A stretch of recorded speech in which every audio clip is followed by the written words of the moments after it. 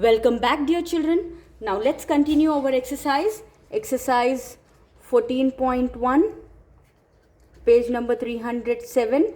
This is the last video for the chapter. We are going to do the 7th and 8th sum.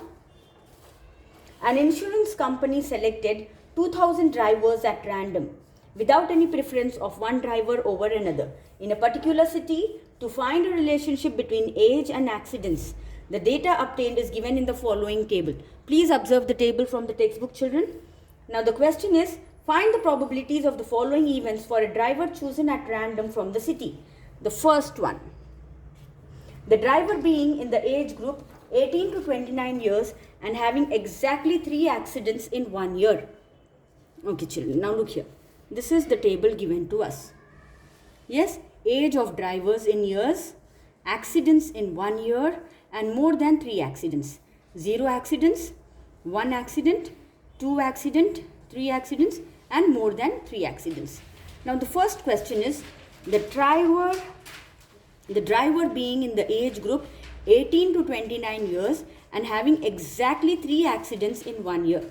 First we need the total number of drivers between the age group 18 to 29. This is the age group 18 to 29. And how many drivers were there?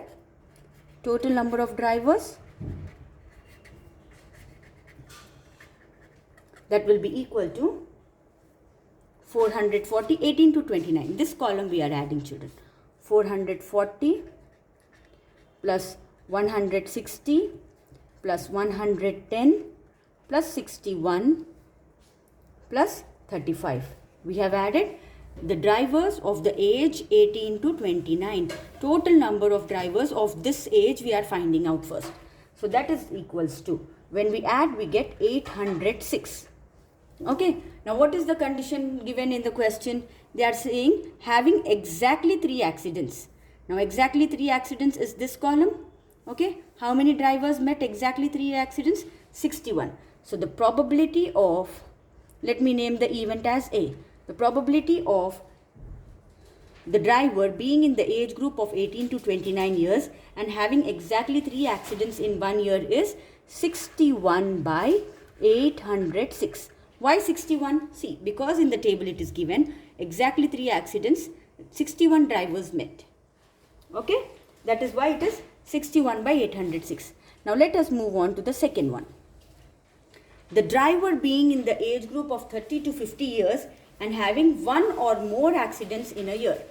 Now the driver in the age group of 30 to 50 years. Now look here, children. Now this is the age group for 30 to 50 years. We have to find total number of drivers of this age.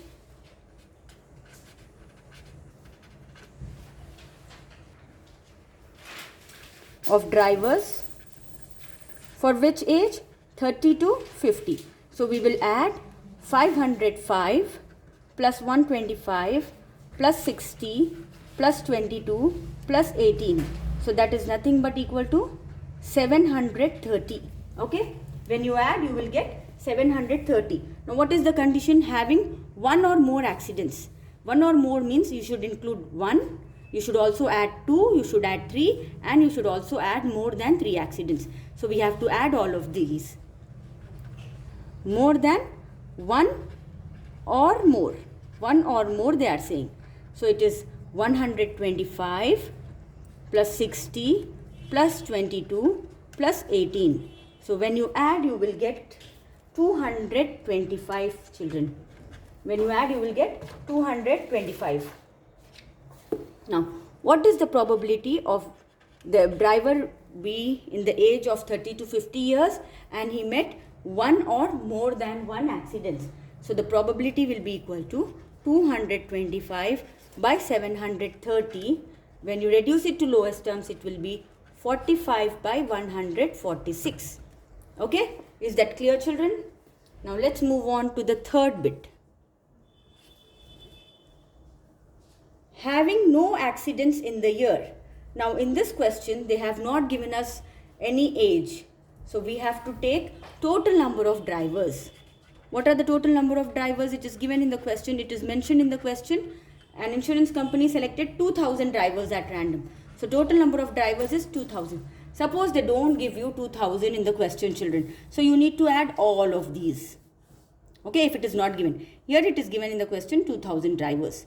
Suppose sometimes they don't give it. So that in such cases, you have to add all of these. Okay.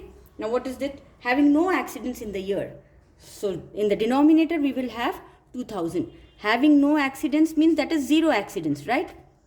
Having no accidents is nothing but 0 accidents. So if you observe here, we have 0 accidents, 440 plus 505 plus 360. So let us add 440 plus 505 plus 360. When you add, we will get 1305. So the probability of a driver having no accident is 1305 by 2000. So that is equals to 261 by 400 divisible by 5.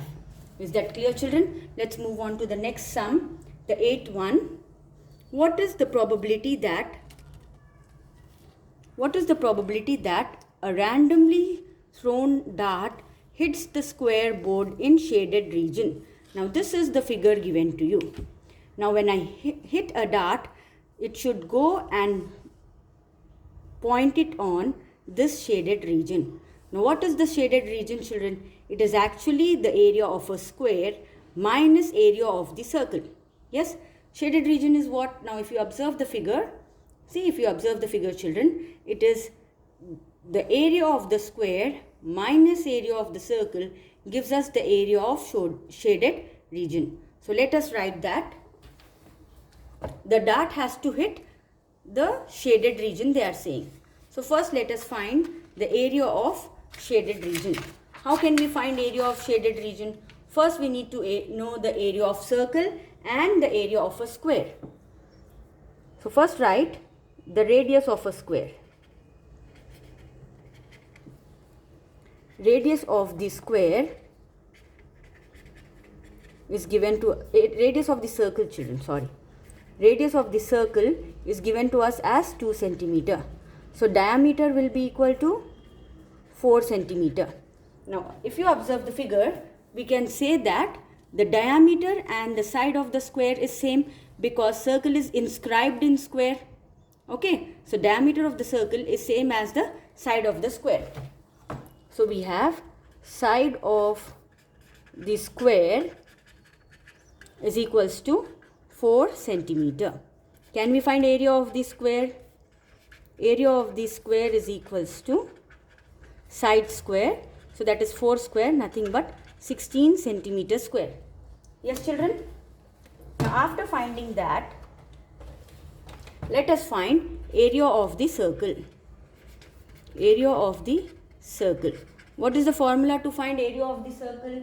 Area of the circle is pi r square. So that is equals to 22 by 7 into r, it is given as 2 into 2. So 22 2s are 44, 44 2s are 88. 88 by 7 centimeter square. What is the area of shaded portion? Area of shaded region or shaded portion is equals to area of square minus area of circle. Okay, so what is area of square? Area of square is 16 minus area of circle is 88 by 7. So when we subtract, we have to find the LCM and subtract. We will get 112 minus 88 by 7, which will be equal to 24 by 7. This is the area of shaded region. What is the probability of the dart hitting the shaded region is the question. So the probability of hitting the dart in shaded region is favorable area. Our favorable area is nothing but the shaded area, which we have found just now by total area. What is total area? Total area is nothing but the area of the square. Correct, children? So favorable area is 24 by 7 divided by 16. There are two ways to solve this. Okay, so this can be 24 by 7, division becomes multiplication, and 16 by 1 is not same. Reciprocal is 1 by 16. Okay, so we have 4 4 is 16, 4 6 is 24. 2 2 is 4, 2 3 is 6. So it is 3 by 14. Okay, this is one way. The probability of hitting the dart in shaded region is 3 by 14. Another way of solving it is 24 by 7 by 16. Okay, if we write 24 by 7, if we write it in decimal form, we will get it as 3.42 by 16. This is the probability of we hitting the dart in shaded region. They also asked us they also asked us to express it in percentage. So simply to convert a fraction into percentage, we have to multiply by 100. 3 by 14 into 100. If you multiply, you get it as 300 by 14, which will be same as 21.37%. Is that clear, children? With this, we have completed the chapter. Please complete your classworks and send your pics to me. Any doubt? Do call me. Thank you, children.